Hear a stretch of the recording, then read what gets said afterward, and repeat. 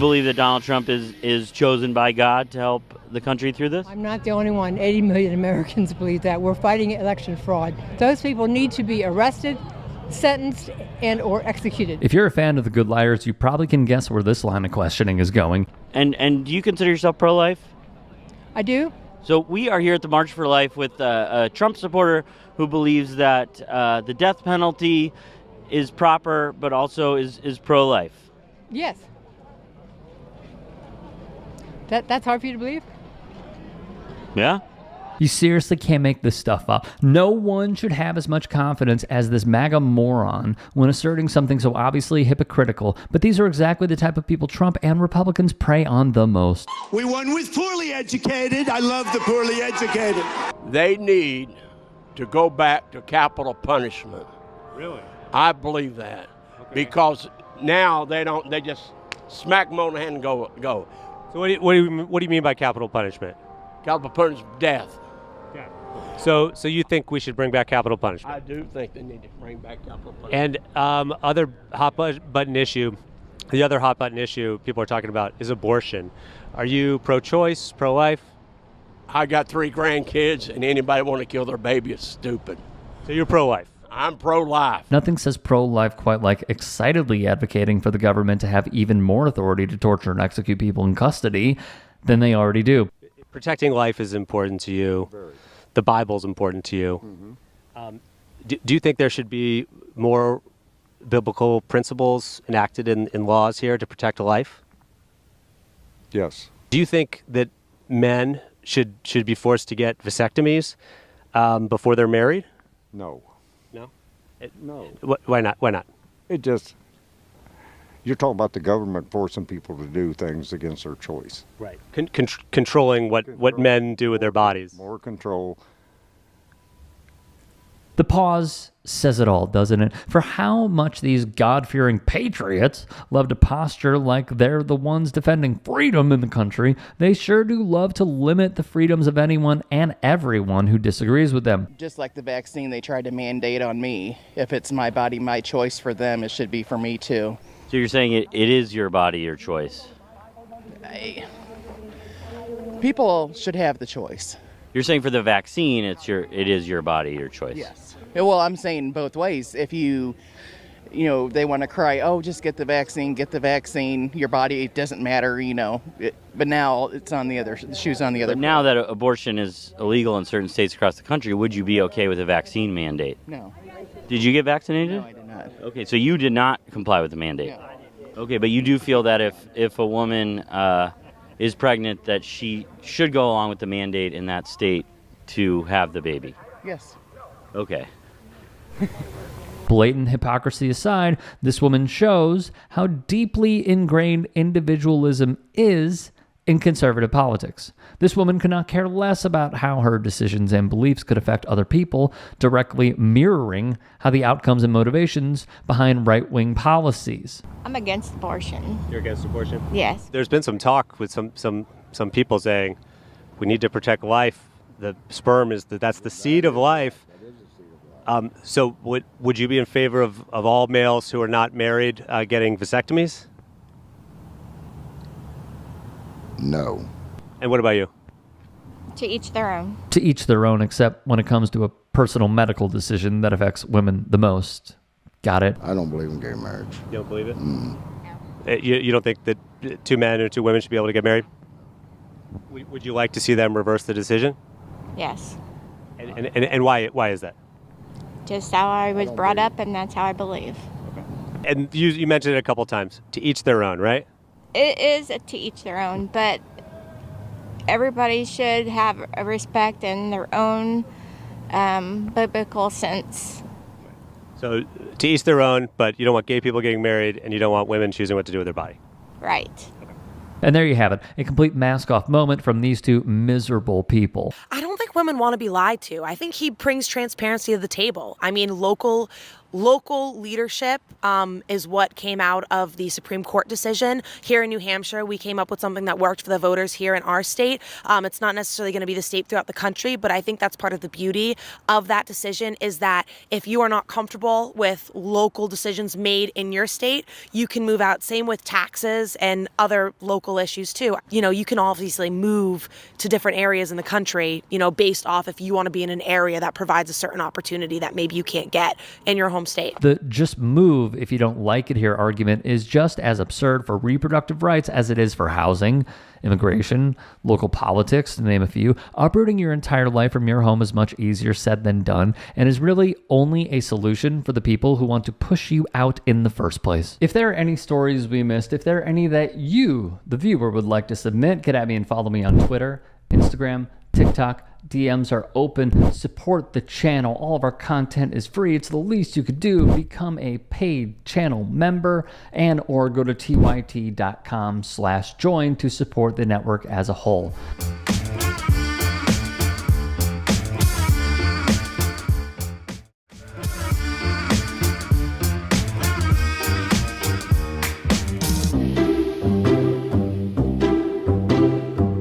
The person of the year who, for better or for worse, had the most influence on the news in 2024 is Donald Trump. Many will hate it, and they are certainly entitled. I think, you know what? I think what a lot of liberal Americans can't get their heads around is that there are a lot of people that just wanted to vote for Trump. They just liked him. And I don't think people wanted to believe that that's what America was about. But we've kind of always been this way. And if you want to ask the people that really knew that, it's black people. Comedian Michelle Wolf, though, shares her take on America and Trump's popularity. But the media's tamed down a little bit. They're liking us much better now, I think.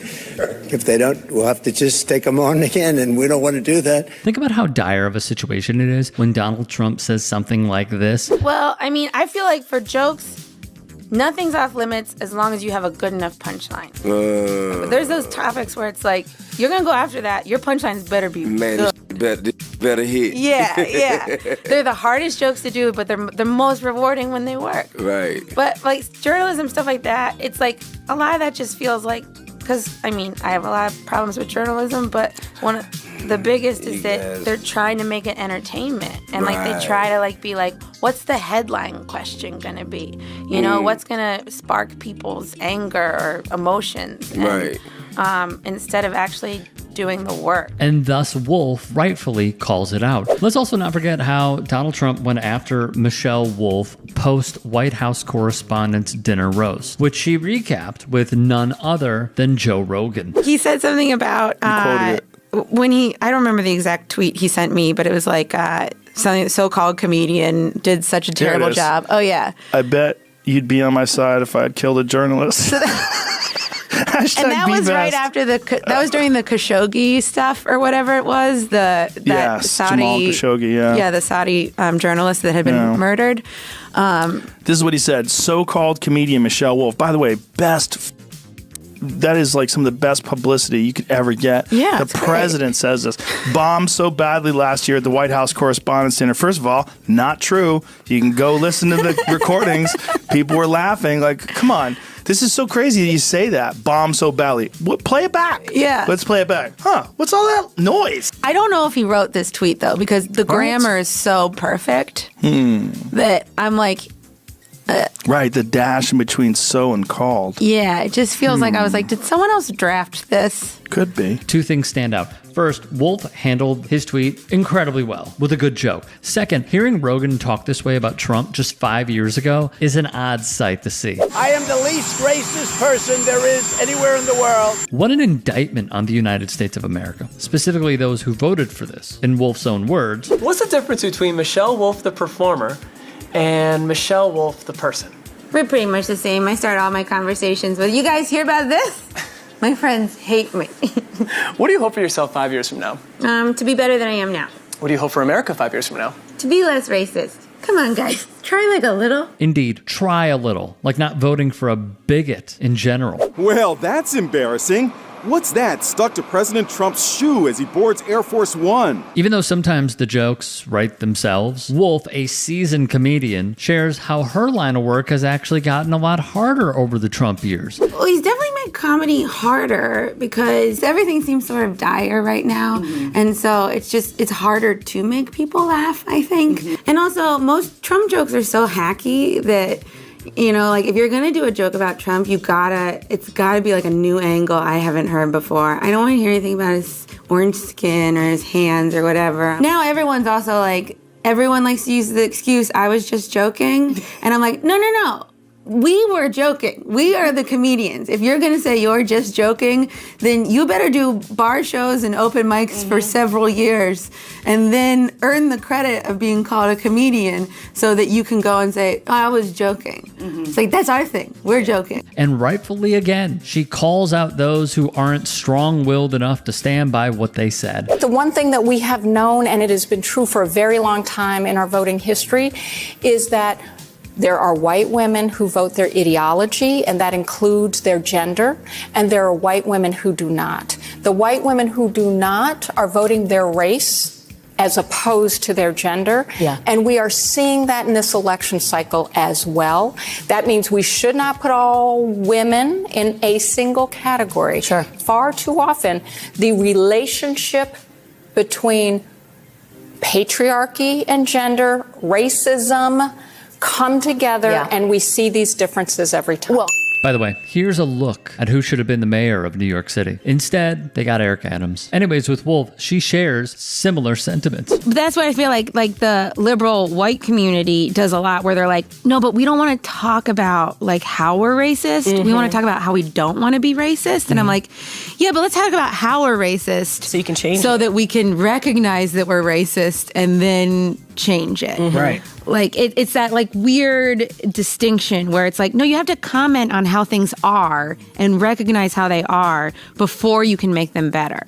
Because we've done that a lot in America. You guys have probably noticed as black people that we tend to just not take responsibility and pretend like things are okay. Exactly. When of course they are not. Liberal white women are in turn holding back progress, as she explains. We are following breaking news. Fox News alert right now. She also has very fair and on-point criticisms about the news industry, including this. Flint really still doesn't have clean water, you know? Like, there's plenty of other issues that are happening rather than what, like, Trump tweeted and covering that for, like, 6 hours. It's like, you can report on everything Trump did. You don't have to keep reporting on it, and you don't have to bring in a panel of people to talk about what he said and then to argue about if it was racist. It was. But, you know, we don't need to keep covering it. It's like, report the news and then report the other news, because there's plenty of terrible things happening, and we're not covering it.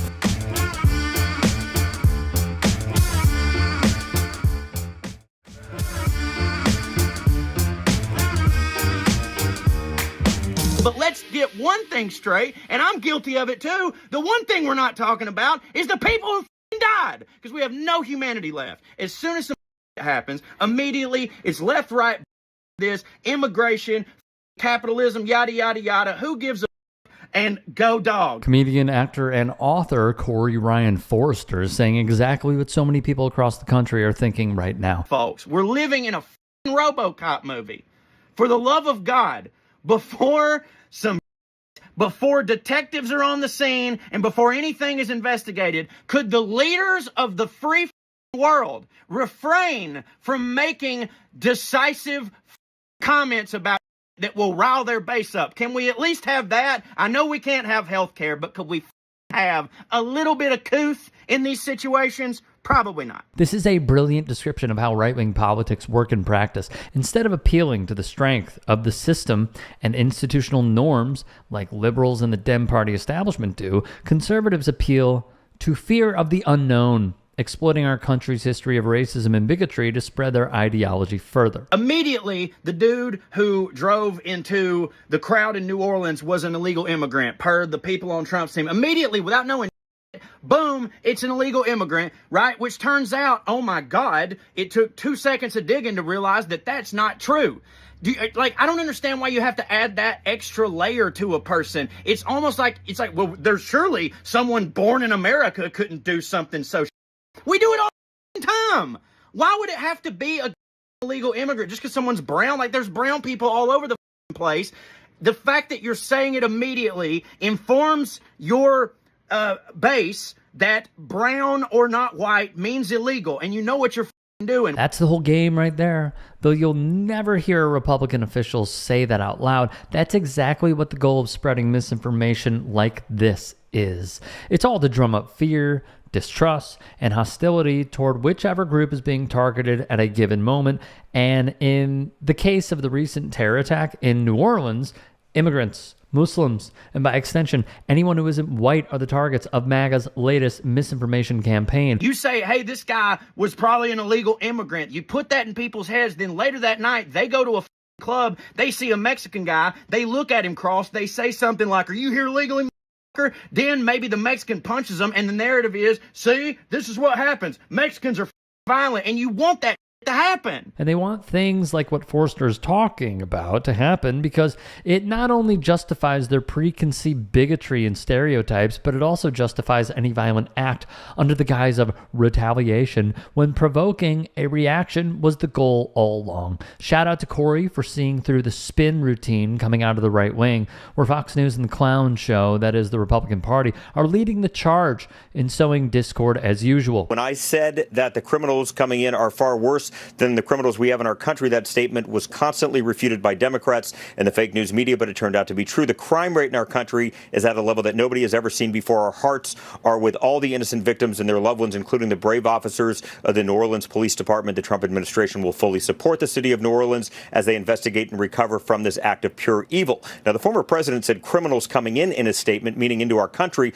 But to be clear, Molly and Brian, the suspect was born in the United States. He served in the United States Army. He was a veteran. When Fox News has to issue a live fact check on something, Trump said, it has to be something so bad that the executives are worried about another lawsuit. Let me say something else that's obvious, and I don't know if enough attention is being paid to this, but we all know that for the last 4 years, the Biden administration has been completely derelict in its duty. The congressional Republicans, we here in the House and the Senate, have repeatedly asked the DHS under the Biden administration about the correlation, the obvious concern about terrorism and the wide open border. The idea that dangerous people were coming here in droves and setting up potentially terrorist cells around the country. We have been ringing the alarms. This is a big concern. They told us, Lawrence, for 4 years that the number one threat was so-called racially motivated extremism. It was nonsense. This is the thing that we were all concerned about. This is why we raised the alarms. This is why we passed H.R. 2, the strongest border security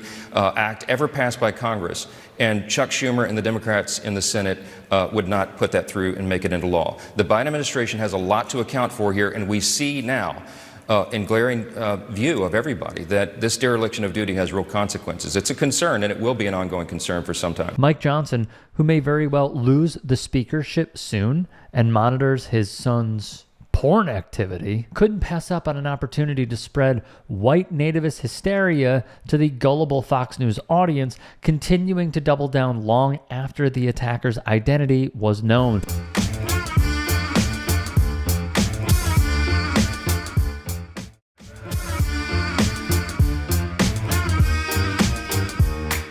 They tried to convince us that the greatest threat to the homeland was racially motivated extremism when we all looked at the wide open border and thought logically that that might lead to terrorist attacks in the future. We need a dramatic change, and this emphasizes once again why this election was so important to the country. And we cannot get President Trump here soon enough. 18 days away from his inauguration and his cabinet coming in. And we need all of these people that he's chosen who are law and order types who will get control of these agencies, including the FBI and the DOJ, to get to work immediately. It can't happen soon enough. Johnson can't wait to see this monster in action. This country is in grave danger. We need to secure that border. And despite what's happened the last 2 days in Las Vegas and in New Orleans, this administration is not stopping. They're still releasing thousands of people every week through the CBP One app, the CHMV program, and Border Patrol continues to release people in this country without proper vetting. This is not a good thing, and I can't wait for the new administration to take power and secure this border and protect our national security. This is a gut feeling. I've done this for 3.5 decades. I just think there's too many similarities, too much coincidence. I think something down the road they're going to show there's some sort of connection, whether it's this, they got whether it's some same network or where they got the tools to pull these terrorist attacks off. I just feel like there's going to be something down the road, and I could be wrong. This is a gut feeling I have. Relying solely on circumstantial evidence, Tom Homan, blinded by his hatred towards immigrants, consciously decided to add more fuel to the fire, no pun intended, by suggesting he thinks there's a shadowy terror cell at work, and because he has the appearance of authority and legitimacy in the eyes of Fox viewers, they may not think his theory is as far-fetched as it seems. While the New Orleans attack and the Cybertruck explosion at Trump Tower in Vegas may be connected, there simply isn't enough concrete evidence yet to suggest they are. And floating theories like this is incredibly irresponsible in the least and intentionally harmful at its worst. Under Biden, I call him Biden because I think he's Obama's third term, 55,000 special interest aliens have come across our border. That's from countries who hate us: Iran, Iraq, Syria, Yemen. You can go right down the list. And yet they're coming into this country free. They've been handled at the border. Now, Cheryl, if only 10% got through that we didn't know about of 55,000, that's 5,500 special terrorists, potential terrorists that are in this country. The priority of the last 4 years has been DEI, if you will, not IEDs. And that's the truth. You talk to anyone who's willing to speak within these agencies, that's what their focus has been, not on this level of high-level preparation. I mean, let's face it, Director Wray raided the former president's home. The amount of time and energy and intelligence and funding had to go into something as useless as that, when meanwhile he testifies that we've never had a higher terrorist level due to the open border and these others getting radicalized. Look, there were flags on these guys. I mean, I'm hearing now that they may have actually known each other and been radicalized together. Now, that's unconfirmed, but it's possible. Republican reps Randy Weber and Dan Muser hit some of the classic dog whistles we've been constantly hearing throughout the Biden years to continue stoking fear about immigrants. Former U.S. Attorney Andy McCarthy writes, "This is the latest example of the FBI's, quote, habitual woke incoherence." You're